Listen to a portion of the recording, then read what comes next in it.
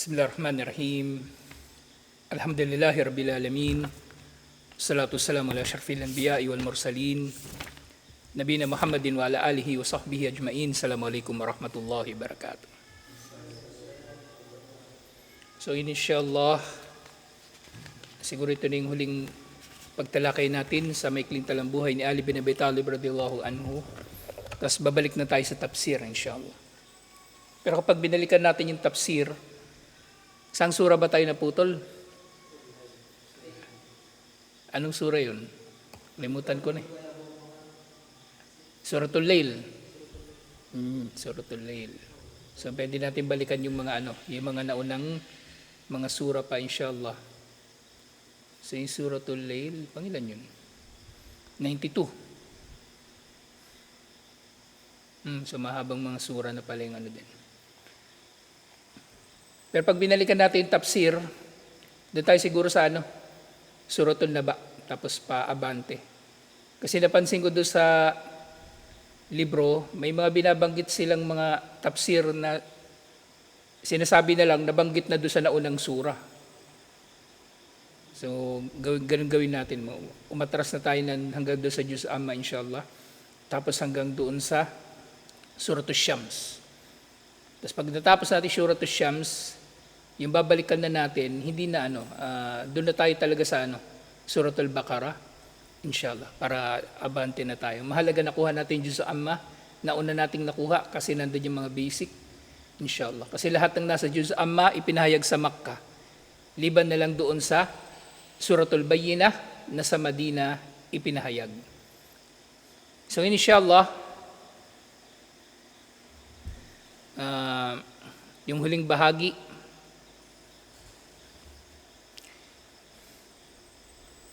fi thana'i sahaba was salafi ali, ang pagpuri ng mga sahabat ng salaf kay Ali radhiyallahu anhu. Kasi ibig sabihin lamang nito, pinahalagahan ng mga Muslim sa pangkalahatan si Ali radhiyallahu anhu. Hindi natin siya minumura, hindi natin siya nilalait, hindi natin siya hinahamak. Hindi natin siya sinasamba, oo, katulad ng ginagawa ng mga Shia, pero hindi ibig sabihin na hindi natin kinikilala ang kanyang mga kainaman. So doon nga sa mga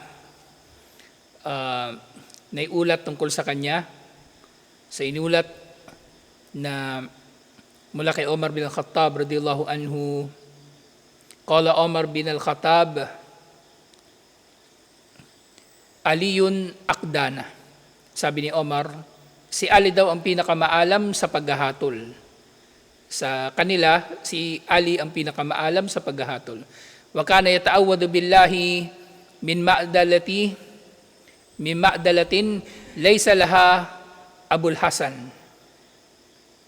Na siya nga ay nagpapakupkup kay Allah na humarap. So, kumbaga si Ali ang dito, si Omar. Sabi ni Omar, nagpapakupkup siya kay Allah, naharap siya sa anumang bagay na wala rito si Abul Hasan. Ibig sabihin, ayaw niya na maghahatol siya na wala roon si Ali. Gusto niya naroon si Abul Hasan o si Ali radhiyallahu anhu. Kasi kailangan niya ang pagkonsulta kay Ali radhiyallahu anhu.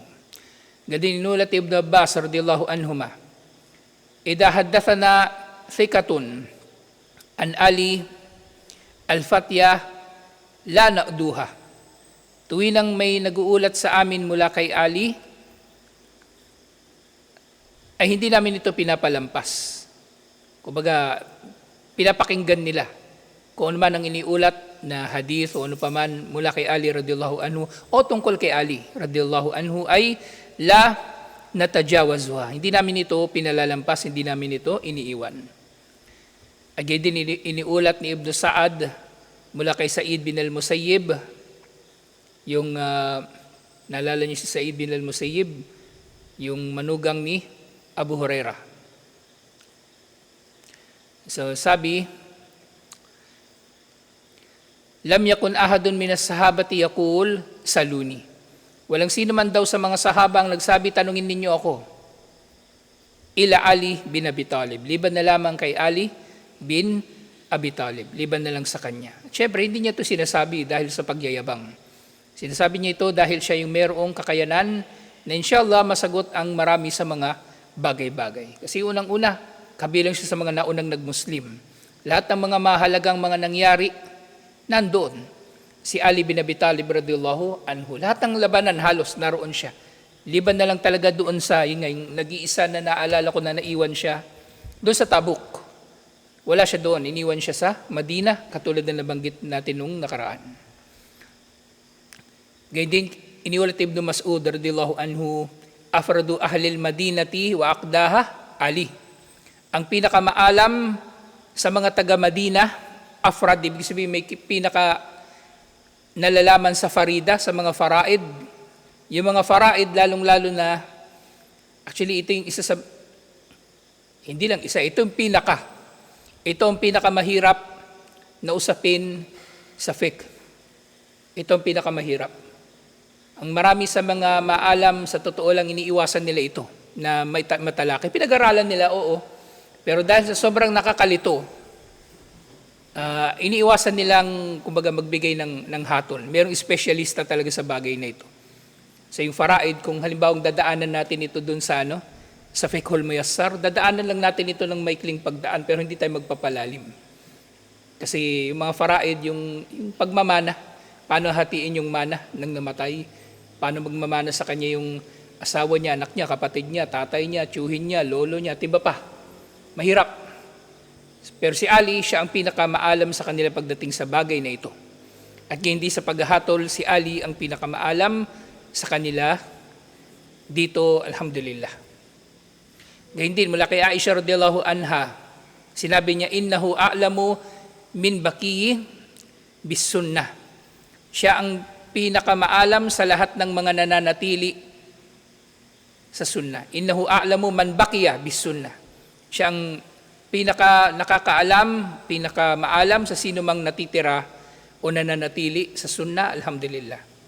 Gayun din sinabi ni Masruq, intaha ilmu ashabi Rasulillahi sallallahu alaihi wasallam ila Omar wa Ali wa Ibn Mas'ud.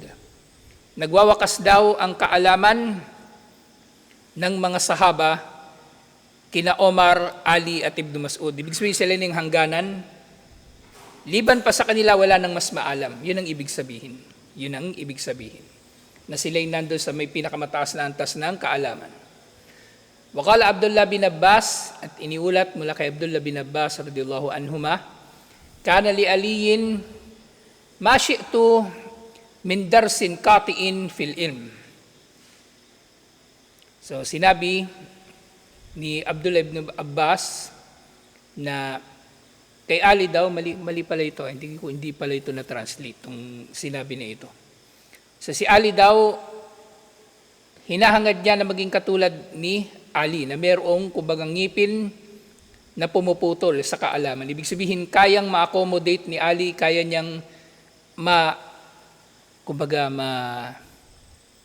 mapasan o matangan ang kaalaman sa sobrang talino niya. Wa kana lahul kadam fil Islam. At ang dahilan nito, nauna siya sa Islam. Wa sahru bi Rasulillahi sallallahu alaihi wasallam. Na siya ay kumbaga manugang ni Propeta Muhammad sallallahu alaihi wasallam. Ibig sabihin, magkalapit silang kamag-anak. Na dahil doon, mas malapit pa siya kay Propeta Muhammad sallallahu alaihi wasallam. Bukod sa pagiging pinsan niya. Wal fiqhu fi sunnah. Siya ay may pag-unawa sa sunnah. Wan najdatu fil harb, at siya ay nagtataglay ng kaalaman sa labanan, wal jodu fil mal, at siya ay mahusay mamahala sa yaman. So lahat ng ito katangian ni Ali bin Abi Talib radhiyallahu anhu. Gayun din, sinabi muli ni Abdullah ibn Abbas, okay, naulit lang pala ito dito sa libro. Ini-edit ko na rin kasi yung libro eh. So ito lang pala siya talaga. O muli mula kay Omar bin Khattab radhiyallahu anhu, laqad u'tiya aliyun thalatha khusal. Meron daw binigay kay Ali na tatlong special na bagay. Lian takuna li kaslatun minha ahabba ilayya min humrin na'am. Merong special na katangian si Ali, tatlo. Sabi ni Omar, kung meron ako na kahit isa lang sa mga yon, mas kamahal-mahal yun sa akin kaysa sa magkaroon ako ng pulang kamelyo na napakamahal. Nagtanong yung mga tao, Mahi, ano yun?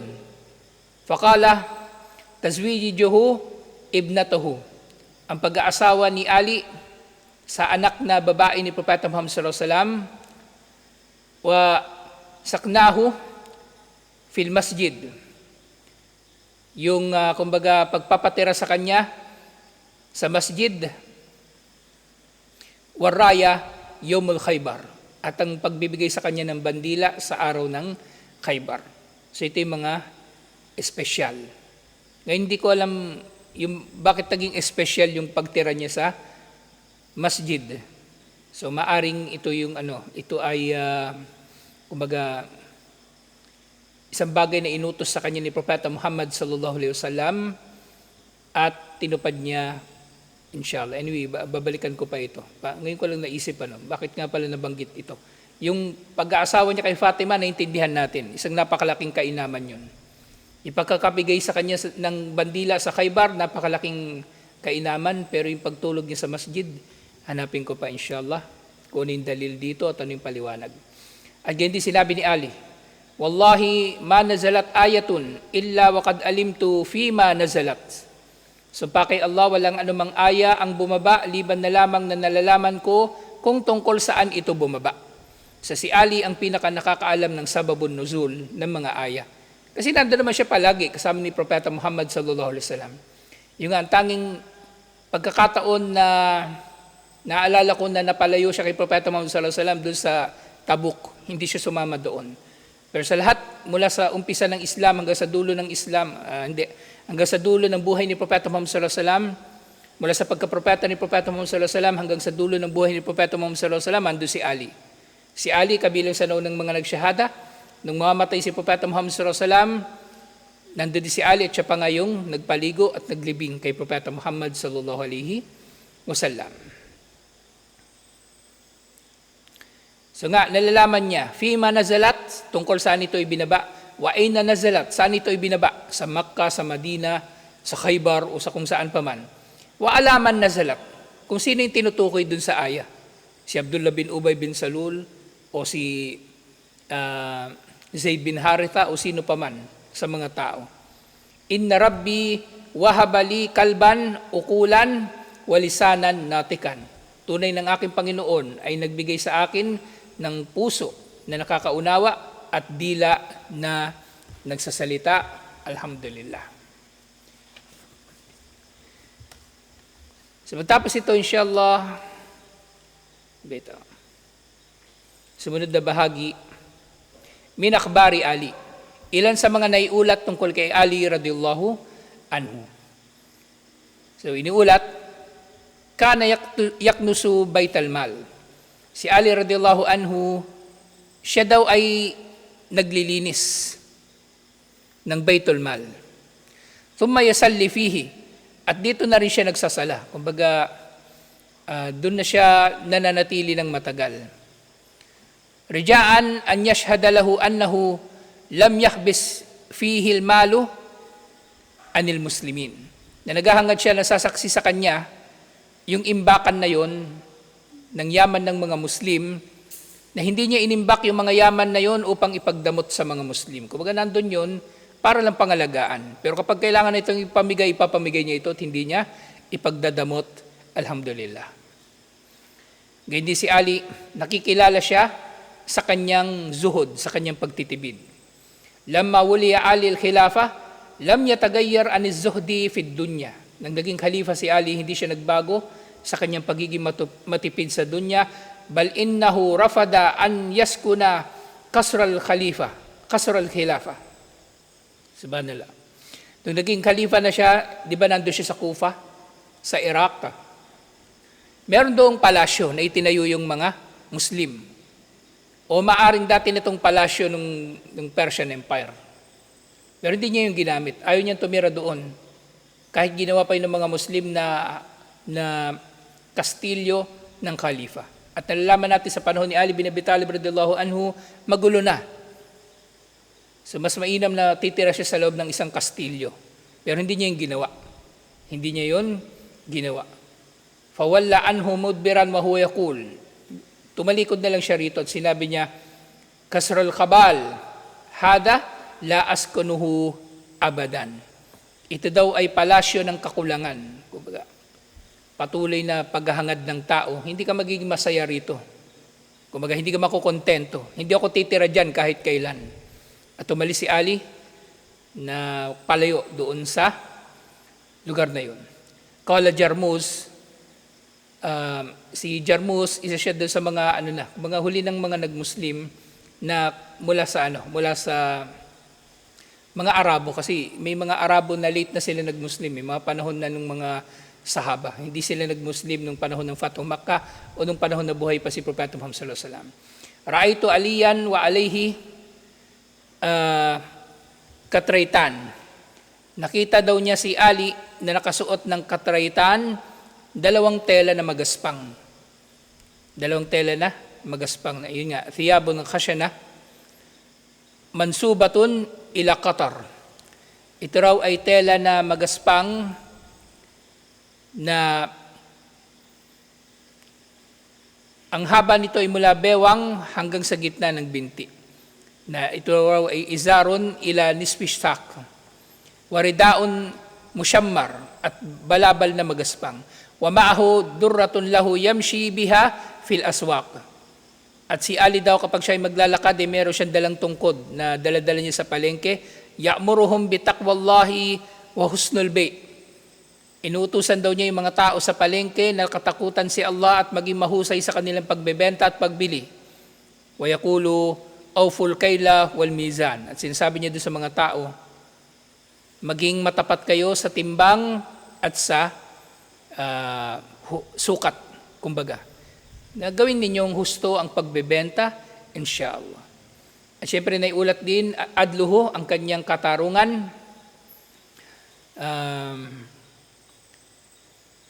Iftakada aliyun dar'an wa huwa bisifin. So minsan daw may nangyari na nawala ang panangga ni Ali doon sa Siffin. Ang Siffin, nasa Syria na ito. Sa Syria. Actually, dito nga nangyari yung labanan nila ni Muawiyah. Doon sa Syria. Nandun ang Siffin. Fawajadaha enda Yahudi. At tatagpuan ni Ali yung kanyang panangga doon sa isang Hudyo. Fahakamahu fiha ila kadihi syari wajalasa bijambihi. So si Ali nagreklamo doon sa kanyang hukom, doon sa judge ng panahon na yon, si Syari. Syari ang kanyang pangalan. At naupo na siya sa tabi nito. At yun nga, sunod na nabanggit, thumma da'a alayhi biha. At kumbaga inangkin ni Ali na sa kanya nga ang panangga na yon. O armor na yun. Faankara al-Yahudi, pero tumanggi yung Hudyo. Kumbaga inangkin talaga ng Hudyo na sa kanya yun. Fatalaba Syari al-bayyina min Ali. So humingi ng patunay si Syari kay Ali ng kumbaga patunay na siya yung may-ari ng armor. Fautiya bikanbari maulahu wal Hasan. At pinatawag nga niya si Kanbar na alipin niya at si Al-Hasan, yung anak niya. Faqala lahu Syari, at sinabi ni Syari, shahadatul ibni li abihi la yajuz. So sabi ni Syari, ang pagsaksi daw ng anak para sa kanyang ama ay hindi pinahintulutan. Subhanallah. Khalifa, yung hinahatulan ni Syari. Pero may lakas pa siya ng loob na sabihin yung bagay na yun kay Ali kasi alam niya makatarungan si Ali at nagkakaintindihan sila sa paghahatol. Okay, ngayon pa lang barangay tanod, anak ng barangay tanod, kala mo kung sinong siga eh. Ba? So dito, naging prangka si Syari. Hindi pwedeng sasaksi yung anak para sa kanyang ama. Kasi nga, conflict of interest ito. Conflict of interest. Kasi yung anak, meron din siyang interest dun sa pagsaksi sa kanyang ama, para sa kanyang ama. Kasi siya yung magiging tagapagmano ng armor na yun o nung panangga na yun Wahakama biddar ilila Yahudi. At dahil dito, yung si Syari, naghatol siya na ang armor ay sa Hudyo nga at hindi kay Ali. Kasi si Ali, siya yung nagdedemanda, di ba? So, ibig sabihin, In-apply sa kanya yung pangunahin. Actually, kahit sa batas ng kuffar, applicable ito. Ang burden of proof ay nandoon sa nagdedemanda. O sino yung nagrereklamo, sino yung nagdedemanda, siya ang magbigay ng patunay. Siya ang unang magbibigay ng patunay. Ngayon, kung merong kailangang patunay na kukunin doon sa inihahabla o pinagbibintangan, saka lang yun. Ang unang kukunan ng patunay, yung nagdedemanda. At this time si Ali. Kumbaga, wala siyang naipakitang patunay. Kaya nga hindi na pagtibay na kanya talaga yung armor. Faqala al-Yahudi and dadalik, at nang natanggap ng Hudyo yung hatol na yon, Amirul Mu'minin, kaddamani ila qadihi. So sabi nung Hudyo, ang Amirul Mu'minin na naghabla sa akin, kumbaga sa kanyang judge, wa qadihi kada alihi. So ang Amirul Mu'minin daw ang nagreklamo, ang Amirul Mu'minin, ang Khalifa ang nagdemanda sa judge, pero yung judge naghatol palaban sa kanya. So nagtataka yung Hudyo, kasi siyempre sa mga Hudyo puro walang hiya sila, di ba? Puro lakas at kapangyarihan ang maaring umiiral sa kanila. Pero nagtaka siya, bakit ganito? Bakit yung Amirul Mu'minin hindi kinampihan ng judge? Tapos siguro iniisip din niya, alam niyang ninakaw niya, hindi kanya yung yung armor hindi yung pinagtataka niya.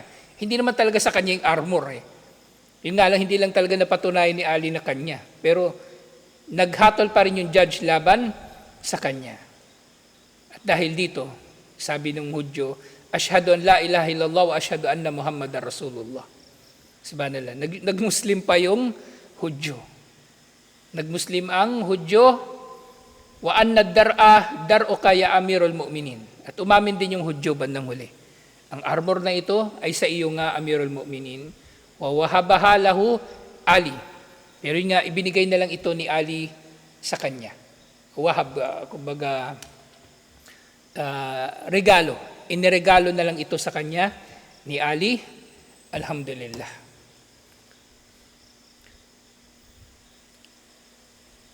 Sumunod na bahagi, wasfu darar binadamara lahu. So merong iniulat parang di natin ito matatapos, mahaba-haba pa paling tatalakayin na. Kaya tinan natin siya lang sa tayo abot. So itong si Darar bin Damra, meron siyang iniulat tungkol kay Ali radhiyallahu anhu na nga, qala Muawiyah li Darar, sabi ni Muawiyah kay Darar, nangyari ito pagkatapos na nung mga kaguluhan nila. Sifli Ali, ilarawan mo nga sa akin kung sino si Ali. Ilarawan mo sa akin si Ali. Kilala ni Muawiyah si Ali. Magkasama sila sa Makkah. Pero gusto niya lang na malaman ko ano ba ang pananaw ng mga tao kay Ali. Sasabi ni Darar, A'fini, paumanhinan mo ko. Pero nagpumilit si Muawiyah, so ayaw ilarawan ni Darar si Ali. Kasi kumbaga, bakit pa niya babanggitin si Ali kay Muawiyah? At iniisip niya baka may mabanggit siya na hindi magugustuhan ni Muawiyah tungkol kay Ali. Purihin niya si Ali, baka magalit si Muawiyah. Siraan niya si Ali, pareho lang, baka magagalit din si Muawiyah. So sabi niya, ayoko, paumanhinan mo ko. Sorry, hindi ko gagawin yan. Pero sabi ni Muawiyah, aksamtu alayka billah. Nakikiusap ako, kumbaga, sa ngalan ni Allah, nakikiusap ako sa iyo. Faqala, sabi ni Darar, kana wallahi ba'idul mada. Si Ali bin Abi Talib radhiyallahu anhu, sumpa kay Allah, siya ay may malawak na pananaw. Wa syadidul quwwah. Siya ay lalaking malakas. Yaqulu faslan, siya ay malinaw kung magsalita. O yahkum adalan, siya ay makatarungan kung maghatol. Yatafajjarul ilmu min jawanibihi. Umaagos daw ang kaalaman sa paligid niya. O dumadaloy. Watantuku al-hikmatu min lisanihi. At ang karunungan, ang wisdom ay nagsasalita sa pamagitan ng kanyang dila. Yastawhasha min ad-dunya wa zahratuha. Si Ali bin Abi Talib radhiyallahu anhu, yastawhasha, kumbaga hindi siya namumuhay ng makamundo. Kumbaga namumuhay siya sa pinaka-basic na paraan ng pamumuhay. Yung yastawhasha, magaspang yung kanyang pamumuhay. At actually ito rin yung sinabi ni Omar. Istawhashu, maging magaspang kayo sa inyong pamumuhay. Huwag kayo magiging masyadong hayahay sa buhay ninyo. Kaya may mga payo pa si Omar, di ba? Na yung Muslim, mainam maglakad paminsan-minsan ng nakapaa, o kaya nakahubad yung damit pantaas, at huwag kakain ng masyadong marami o ng mga masasarap na pagkain. At yun nga yung ginawa nila. Kahit si Ali, nasakop na nila halos ang kalahati ng mundo nung panahon na yun. Pero nananatili nga siyang ganun, na simple at magaspang ang pamumuhay. At yun nga, yastawhashu min ad-dunya wa zahratuha wa ya'nasu bil-layli wa dulmatihi. At siya raw sa gabi ay nananatili sa pagsamba. Kana wallahi azizu ad-dam'ah. Gazir. Kana wallahi gaziru ad-dam'ah. Marami raw siya kung lumuha, o madalas daw siya kung lumuha. Tawil al-faqra, matagal siya mag-isip. Ibig sabihin, pinag-iisipan niya talaga yung mga bagay-bagay. Yu'jibuhu minal libasi makasar. Ang pananamit daw niya ay pangkaraniwan, wa minat taami makasyan. At hindi yung kanyang pagkain ay pangkaraniwan. Hindi siya kumakain ng espesyal na mga pagkain, at di siya nagsusuot ng damit na espesyal. Kung yung sinusuot ng karamihan sa mga tao, yun ang kanyang suot. At yun din yung kanyang pagkain. Wa kana fina kaahadina. Siya kasama namin, o siya ay tulad lamang namin. Kumbaga, hindi siya naiiba sa amin. So sa mga pananalita na ito, yun nga, ito yung inaalala ni Darar. Kasi sa totoo niyan, sa mga panahon na ito, di ba, may kaguluhan sila at si Muawiyah. Kumbaga, ano na siya nun kumbaga, naituturing na rin siyang hari ng mga tao. Pero si Ali, hindi siya umastang hari kahit kailan. Yujibuna idha sa'alnahu. Tumutugon siya kapag tinatanong namin siya. Wayatina idha da'unahu. At dumarating siya kapag inanyayahan namin siya. Hindi siya pa importante. Wa nahnu wallahi ma'a takribihi iyana wa qarbuhu minna la nakadu nukallimuhu haybatan lahu. Kami sumpa kay Allah sa pagiging malapit niya sa amin at pagiging malapit namin sa Kanya. Hindi namin siya halos kinakausap basta-basta dahil lang sa paggalang namin sa Kanya. Yan, sa kabila ng pagiging close nila, so ginagalang pa rin nila si Ali. Kasi yun nga, yung problema minsan sa mga tao, kapag close sila masyado, nawawala na yung paggalang. Nawawala na yung paggalang. Kala niya, albaw, close kayo masyado, bubula-bulahin ka na, o kaya dudugasan ka na, at iba pang mga bagay. Yu'addimu ahlad din. Si Ali, radiyallahu anhu, siya ay nagpaparangal sa mga relihiyosong tao. O yung mga tao na kumbaga kabilang din dito matutuwid, mga maalam. O yuqarribul masakin, at inilalapit niya sa kanya ang may hirap. Ibig sabihin, palagi siyang tumutulong, palagi siyang sumusuporta, at hindi niya sila minamaliit o hinahamak. Layat maul kawi fi batilihi. So, hindi raw makakaasa ng pabor niya ang sinumang malakas kung siya ay nagkamali. Kung yung malakas na yun ay nagkakamali, hindi siya makakaasa sa suporta ni Ali. Wala yay'asud daif min adlihi, at hindi mawawalan ng pag-asa ang sino mang mahina sa katarungan ni Ali bin Abi Talib radhiyallahu anhu. At panghuli, sinabi ni Darar, wa ashhadu laqad ra'aytuhu fi ba'di mawaqifihi. Sumpa kay Allah, nakita ko si Ali sa ilang mga tagpo sa kanyang buhay. Waqad arkhal layla sudulahu. Na siya daw ay gumugugol sa mga gabing madilim. wagaratin nujumahu, sa mga gabi na walang bituin, kabidan ala lahyatihi, na naabutan daw niya, yun nga, minsan, hindi lang isang beses niya nakita si Ali na ganito, na parang nagmumuni-muni sa isang madilim na gabi na walang bituin, na nakahawak sa kanyang balbas.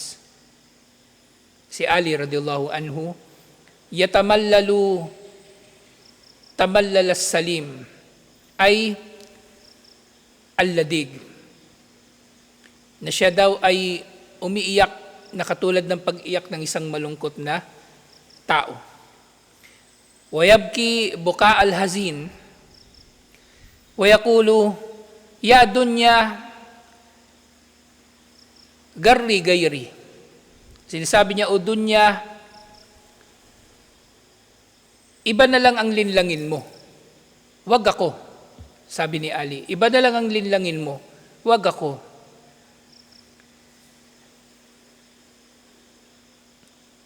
Ali, ta'arradat am ilayya tashawwafat.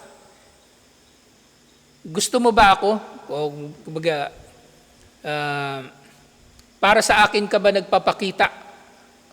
O ta'arradta siguro ito. Ali, ta'arradta? Ako ba ang gusto mo? O ako ba ang, kumbaga, ang gusto mong akitin? Hayhata, hayhat. Imposible, imposible. Kasi ayaw ni Ali talaga sa dunya. Kadbayan to ki thalathan, la raj'ata fiha. Sasabi ni Ali, di ba? Iba na lang ang linlangin mo, wag ako. Bakit ba ako ang gusto mo? Bakit ba ako ang gusto mo? Imposible, imposible. Diniborsyo na kita ng 3 ulit. 3 ulit na diborsyo na wala ng pagbabalikan. Fa'amraka kasir, ang buhay mo ay maikli, wa khatraka kabir, pero ang iyong mga pangarap ay napakarami. O pwede rin yung khatar dito yung panganib, pero ang panganib para sa iyo ay napakarami. Min killatiz zad, parang dumadaing siya. Napakakaunti ng panustos. Wa ba'da safari wa wahsyatut tariq. O bauda pala to. Wa ba'da safar wa wahsyatut tariq. Naging malayo na o mahaba ang paglalakbay at naging magaspang na ang lansangan. So, kinakausap ni Ali ang kanyang sarili na huwag siyang malilinlang ng dunya. Fabaka Muawiyah, naiyak si Muawiyah sa iniulat na ito ni Darar. Wakala, rahimallahu Abul Hasan, kahabagan nawa ni Allah si Abul Hasan. So namatay na si Ali sa panahon nito. Kana wallahi kadhalik. Kahabagan nawa ni Allah si Abul Hasan, ganun nga talaga siya. Yan talaga si Ali. Eksakto ang iyong pagkakakwento sa sinabi niya kay Darar. So inisingit na natin itong sa konti na lang naman ito yung mismong pagkakapatay na kay Ali radhiyallahu anhu. So nga lamma talan niza bayna Ali wa Muawiyah radhiyallahu anhuma, karara 3 nafarin min al-khawariji an yaqtulu Aliyan wa Muawiyah wa Amr bin al-As. Nang tumagal na raw yung hidwaan sa pagitan ni Ali at Muawiyah, mayroong 3 Khawarij ang nagdesisyon na patayin si Muawiyah, si Ali, at si Amr bin al-As. Fa'amma sahibu Ali fahuwa Abdurrahman bin Muljim, kabahahullah. Wakad sa'adahu Aliyun dalika syabibun, wakad sa'adahu ala dalika syabibun bin Ajza al-Ashja'i, kabahahullahu wa gayrahu. So pumatay daw kay Ali radhiyallahu anhu ay isang tao na nagngangalang si Abdurrahman bin Muljam, at meron siyang kasama si Shabib bin Ujra al-Ashja'i. Isumpa nawa sila ni Allah. Pero yung dua dito, kabahullah, papangitin nawa sila ni Allah, pero ang ibig sabihin nito, sumpa nawa sila ni Allah. At iba pang mga kasama nila. Falamma kanat laylatul Jumu'ah as-sabi'atu asyara min Ramadan. Sa ika-17 daw ng Ramadan. araw ng Jumu'ah. Sanato Arba'in, ika-40 na taon pagkatapos ng Hijrah. So kita nyo, di ba? Ilang taon daw tatagal ang Khilafatun Nubuwah? Ilan? 30 years. So 40 years ito pagkatapos ng Hijrah. Ilang taon yung nanatili si Propeta Muhammad sallallahu alaihi wasallam doon sa Madina? 10 taon. So minus mo dito yung taon na naroon pa si Propeta Muhammad sallallahu alaihi wasallam kasi nagsimula lang yung Khilafah panahon ni Abu Bakar. So ibig sabihin 30 years na ito ang lumipas at doon na pinatay si Ali sa umaga ng Ramadan. Fajr ng Ramadan, ika-17 ng Ramadan. Istaykada Ali saharan, maagang gumising si Ali. Thumma dakhala alayhi al-muadhin. Pununtahan siya ng muadhin at sabi ng muadhin, as-salah. So ginising siya ng muadhin at sinabihan siya ng salah. Fakharja Ali min al-babi yunadi ayyuhan nas as-salah as-salah. Sa paglabas ni Ali doon sa kanyang pinto ng bahay, habang naglalakad siya, tinatawag niya rin yung mga tao, as-salah as-salah. Wa kanal khabithan yaktabi'ani lahu. Itong dalawang masamang tao na ito ay naghihintay, nakatago. Inaabangan nila, aambushin nila si Ali. Fashadda alayhi shabibun fadarabahu bis-sayf. So nung nandun na siya doon sa pinagtataguan ng dalawa, tinaga daw siya ni Shabib ng kanyang espada, ng espada nito, fawaqa'a sayfahu bil bab. Pero yung espada niya tumama sa pinto at hindi na niya nabunot. Thumma darabahu Ibn Muljim bisayfihi. At si Ibn Muljim naman ang tumaga sa kanya, fa asaba jabhatahu ila qarnihi. Yung pagtaga sa kanya ni Ibn Muljim o Ibn Muljam, tinamaan siya sa noo at naging malalim na yung sugat. Wawasala dimagahu. Hanggang sa umabot na ito sa kanyang utak. Waharab at tumakas na itong si Ibn Muljam. Amma Shabib fadakala manziluhu. Pero si Shabib pumasok pa sa bahay ni Ali. Fadakala alayhi rajulun min Bani Umayyah faqatalahu. Itong si Shabib, di ba si Ibn Muljam tumakas, si Shabib nagtago pa sa bahay ni Ali pero nahuli siya nung ilang mga lalaki mula sa Banu Umayyah at pinatay nila itong si Shabib. So itong mga, kumbaga, nag-rescue pa kay Ali, mga kamag-anak pa ito ni Muawiyah. So ibig sabihin, sa kabila ng nagkaroon na ng digmaan sa pagitan nila ni Ali at ni Muawiyah, yung Banu Umayyah, meron pa rin ilan sa kanila na kasama ni Ali. Wa abni Ibn Muljam fashadda alayhin nasu min kulli janibin hatta stata'u al-imsaku bihi. At si Ibn Muljam naman na nakatakas, nahuli rin siya ng mga tao. Faja'u bihi ila Ali fanadara ilay. Dinala nila si Ibn Muljam kay Ali at tiningnan siya ni Ali. Sasabi ni Ali sa kanya, an-nafsu bin nafs. Buhay kapalit ng buhay. So naghatol pa si Ali kay Ibn Muljam na patawan nito ng parusang kamatayan. In anamitu faktuluhu kama katalani. Kapag mamatay ako sa sugat ko na ito, patayin din ninyo siya. Wa in sallamtu ra'aytu fihi ra'yay. Pero kapag ako'y mabubuhay, maghahatol ako ng iba pang paghatol kung paano siya parurusahan. Fa amsaka wa awthaka wadalla aliyun hayyan al-jumu'a was-sabt wa tawaffa laylatul ahad. So si Ali, kumbaga, nanatili pa siyang buhay ng ilang araw pero namatay siya ng linggo ng gabi. Linggo ng gabi, ibig sabihin, Sabado ng gabi sa atin yun, namatay siya. Fa'amar al-Hasan bidarbi uno ka Ibn Muljam. At si al-Hasan ay nag-utos o pinag-utusan, siya mismo yung pinag-utusan, fa'umira al-Hasan bidarbi uno ka Ibn Muljam. Si Hasan ay pinag-utusan na tagain ng leeg ni Ibn Muljam radiyallahu an Ali bin Abi Talib. Kalugdan nawa ni Allah si Ali bin Abi Talib. So namatay siyang shahid, alhamdulillah, at kalugdan pa siya lalo ni Allah, alhamdulillah. So ito yung yung wakas nung talambuhay, maikling talambuhay ni Ali bin Abi Talib radhiyallahu anhu. Actually, ayoko nang binilisan ko na lang yung pagtalakay dito kasi nakainis tong talakayin eh. Marami pang ibang detalye dito. Marami pang ibang detalye. Pero inshallah, yung iba pang mga detalye, matatalakay pa natin uli kapag tinalakay na natin yung mga buhay ng mga sahaba. Si Amr bin al-As, si Muawiyah, kasi doon mababanggit din yung tungkol sa pagtatangka sa kanilang mga buhay.